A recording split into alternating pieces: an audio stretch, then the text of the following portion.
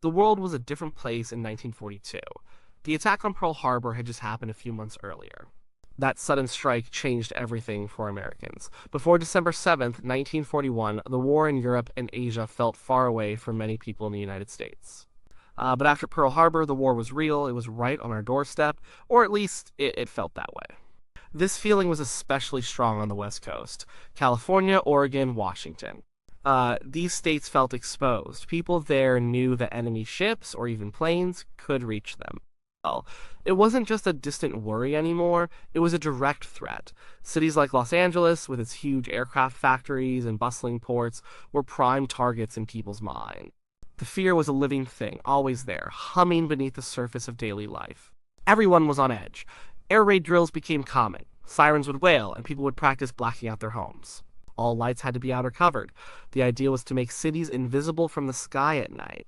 This wasn't just a drill for fun. People truly believed that enemy planes might come. They had seen the newsreels, they had heard the radio reports, the war was everywhere. Los Angeles, a sprawling city even then, was a hub of wartime activity. Factories worked around the clock making planes, ships, and supplies. Soldiers and sailors were everywhere. The mood was serious but also determined. People were united against a common enemy, but that unity was mixed with a deep, persistent fear. They worried about sabotage, about spies, and most of all, about another direct attack like Pearl Harbor. The government tried to reassure people, but it also had to be honest about the dangers. They wanted people to be ready, to be vigilant. This meant reporting anything suspicious. It meant being prepared for the worst. So, when strange things happened, people were primed to react. They were trained to see threats, even when those threats weren't really there. This was the atmosphere in Los Angeles in late February of 1942. The war was just starting for the US, and everyone felt it. They felt the weight of it, the worry of it. And this deep sense of unease, this constant state of alert, set the stage for one of the most mysterious nights in the city's history. It was a night when fear, technology, and imagination all collided. A night that people would talk about for decades, wondering what really happened in the skies above their homes. The date was February 25th, 1942. Nobody knew it then, but it would become known as the Great Los Angeles Air Raid. And it would leave behind more questions than answers. It was the middle of the night. Early morning, really. Around 2:15 a.m. on Wednesday, February 25th, 1942. The city was mostly dark, asleep under its wartime blackout. Suddenly, the quiet was shattered. Air raid sirens began to wail. That sound, a rising and falling shriek, was enough to make anyone's heart pound. It meant danger. It meant a potential enemy attack. People scrambled out of bed. They knew the drill. Turn off lights. Get to a safe spot. Listen. But this time was different. This wasn't just a drill. Reports started coming in. Radar stations had picked up something. Unidentified aircraft. Coming in from the ocean. They were headed straight for Los Angeles. The military wasn't taking any chances. They had seen what happened at Pearl Harbor. They weren't going to let that happen again. Orders were given. Anti-aircraft batteries all over the city and surrounding areas roared to life. Big guns, firing explosive shells into the night sky, and with them, tracer fire. These were special bullets, or shells, that glowed as they flew, making a bright arc so gunners could see where they were shooting. Imagine being there. It must have been terrifying and awe-inspiring all at once. The sky lit up like a fireworks display, but one fueled by fear, not celebration. Explosions rocked the air. Searchlights, dozens of them, cut through the darkness. Their powerful beams crisscrossed the sky, trying to pinpoint the enemy. People looked up from their windows, from their yards, from wherever they could safely peek. They saw those beams focusing on something, a target, or what they believed was a target. Reports from witnesses vary. Some people said they saw planes, many planes. Moving slowly, some said.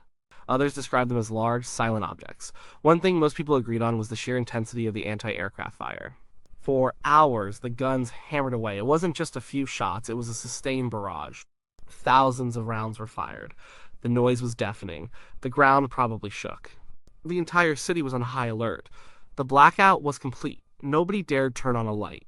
People huddled in their homes, listening to the explosions, watching the sky. They expected bombs to drop any second. They waited for the sound of enemy engines, for the crash of falling aircraft. But for most, that sound never came. The military command later said that over 1,400 rounds of anti-aircraft ammunition were fired. That's a huge amount. It showed just how seriously they took the threat, but it also showed the level of confusion. If there were so many planes, why were so many rounds needed? And if they were shooting at something real, why couldn't they hit it? This went on for hours, from shortly after 2 a.m. until about 4:15 a.m. The sky above Los Angeles was a war zone. Then, just as suddenly as it began, it stopped. The guns fell silent, the searchlights went out. The sirens wailed their all-clear signal. The intense, terrifying show was over. But the questions were just beginning. What had happened? What had they been shooting at? And why did no one hear or see anything crash? The answers, or lack thereof, would only deepen the mystery. When the sun came up later that morning, people emerged from their homes, blinking in the daylight. They were tired, shaken, and incredibly confused. What had just happened? They looked around for signs of battle. And they found some, but not the kind they expected. There was debris everywhere. Bits of metal, shrapnel from the anti-aircraft shells, rained down on the city. This wasn't harmless. A few people were killed directly by this falling shrapnel, others died from heart attacks brought on by the fear and stress. Several buildings were damaged by the debris, and some power lines were cut. The city was a mess, but not from enemy bombs. It was a mess from its own defenses. But the big question remained, where were the enemy planes? If thousands of rounds had been fired, if so many searchlights had been focused on targets, surely there would be wreckage. There should be enemy aircraft shot down. But there was nothing. Not a single piece of a Japanese plane was found anywhere in or around Los Angeles. This was the first major puzzle piece that didn't fit. The official explanations started coming out almost immediately, and they contradicted each other. General George C. Marshall, a very high-ranking military official, initially said that the whole thing was a false alarm. He blamed it on nervousness and mass hysteria. He suggested that anti-aircraft batteries started firing because they were on edge, and then everyone else joined in, shooting at shadows or balloons. But then, just a few days later, the Secretary of the Navy, Frank Knox, offered a different explanation. He said that actual enemy planes had indeed been in the sky. He claimed they were reconnaissance planes, sent to observe the city. He suggested they were light planes, hard to hit, and that they had managed to escape. This only added to the confusion. Which was it? Nothing or something? The public didn't know what to believe. They had seen the sky light up, they had heard the explosions, they had felt the fear. Many people were convinced they had seen real enemy aircraft. They had seen the searchlights tracking something. So, to be told it was all just nerves felt like a lie. But to be told it was enemy planes and yet have no wreckage also felt wrong. For newspapers reported all kinds of stories. Some people claimed to have seen a formation of planes. Others said they saw slow-moving, large objects. Some even described objects that didn't look like any known aircraft. The lack of a clear, consistent story from the authorities made people wonder if something was being hidden from them. This wasn't just a minor event. It was a huge show of force, a massive military operation. And it resulted in damage, casualties, and a deep sense of unease. For the people of Los Angeles, it was a night they wouldn't forget. But what exactly they were shooting at would continue to grow, planting seeds for more unusual explanations down the road. The official stories just didn't quite cover what people felt they had witnessed, opening the door for other ideas about what might have been flying over the city that night. The official explanations for the Great LA Air Raid didn't sit well with a lot of people. Saying it was just nervousness felt like dismissing what so many had seen and heard. And saying it was enemy planes, but with no proof, also didn't really satisfy. This is where the alien question started to creep in. When there's a big event and the explanations don't quite make sense, people start to look for other answers. And sometimes those answers go beyond what's considered normal. For the Los Angeles air raid, the idea of an alien invasion wasn't something people talked about right away like it was fact. But it became a part of the whispers, it became a way to explain the unexplainable. Think about it from their perspective. They saw powerful searchlights locked onto something.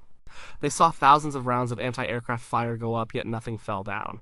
If it wasn't Japanese planes and it wasn't just nerves, then what was it?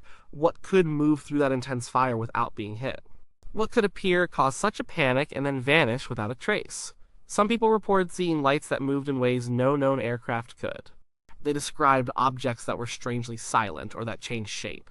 These stories, combined with the official confusion, created fertile ground for more extraordinary theories. If it wasn't from Earth, then maybe it was something else. Something not from here. And then there's the famous photograph. The Los Angeles Times ran a picture the day after the event. It showed searchlights converging on a single, distinct object in the night sky. The object looked solid, dish-shaped, and clearly defined by the light beams. This photo, for many, became visual proof that something was there. And if it wasn't a Japanese plane, what else could it be? This photograph has been picked apart for decades. Some say it was heavily retouched by the newspaper just to make the object clearer, or even to add it in. Others argue it shows a real, physical object that defied explanation. Regardless of its authenticity, the photo captured the public's imagination. It showed what many people believed: they saw a clear, distinct, unknown object under attack. The idea that advanced, unknown technology was flying over Los Angeles gained traction over time. People thought if it wasn't the Japanese and our own military couldn't explain it, maybe it was a technology far beyond ours. And if it's far beyond ours, where would it come from? The conclusion for some was it must be from somewhere else. It's a human thing, really. When faced with a mystery, especially one that impacts so many and causes so much fear, we try to make sense of it.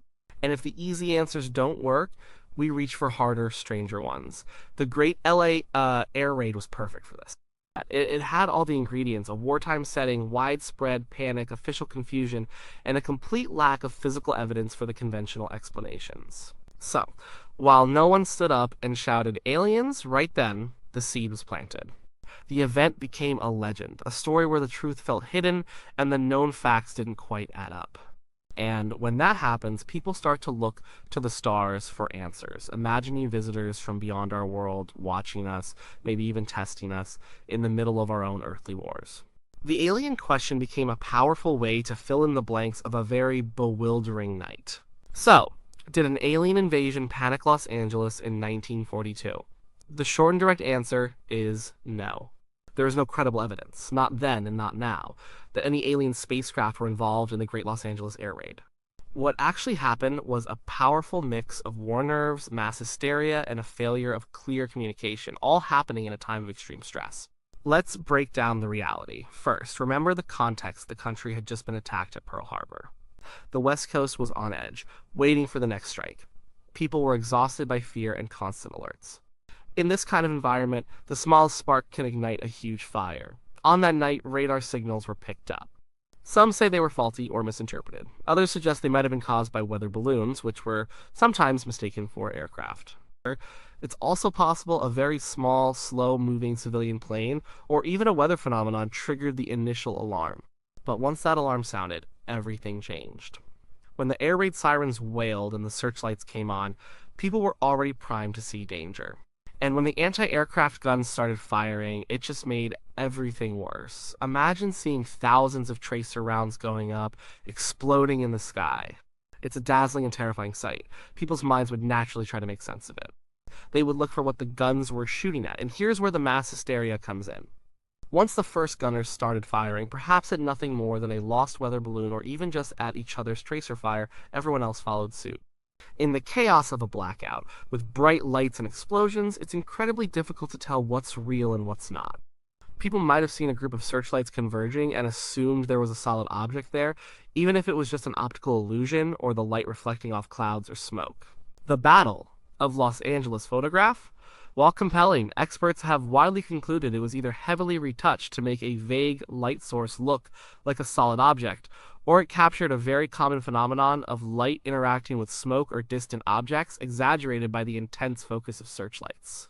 It's a powerful image, but it's not proof of an alien craft. The most widely accepted historical explanation is that it was a combination of false alarms, overzealous gun crews, and the human tendency to see what we expect to see, especially when we are afraid. The military was on high alert. The threat of another attack was real. So when something, anything, appeared on radar or was spotted by an observer, they reacted with full force. And once that reaction started, it spiraled. The lack of any enemy wreckage is the biggest clue. If Japanese planes or any physical aircraft had truly flown through that barrage for hours, some of them would have been hit. Pieces would have fallen. There would have been evidence. The complete absence of any physical proof strongly supports the idea that there was no actual target.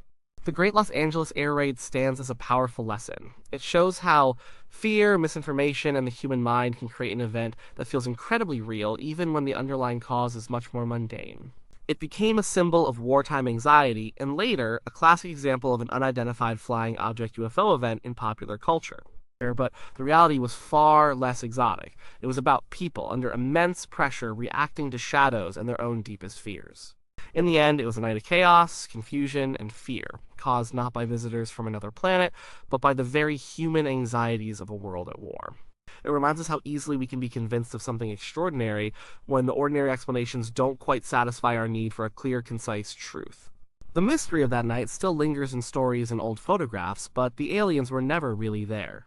It was us all along.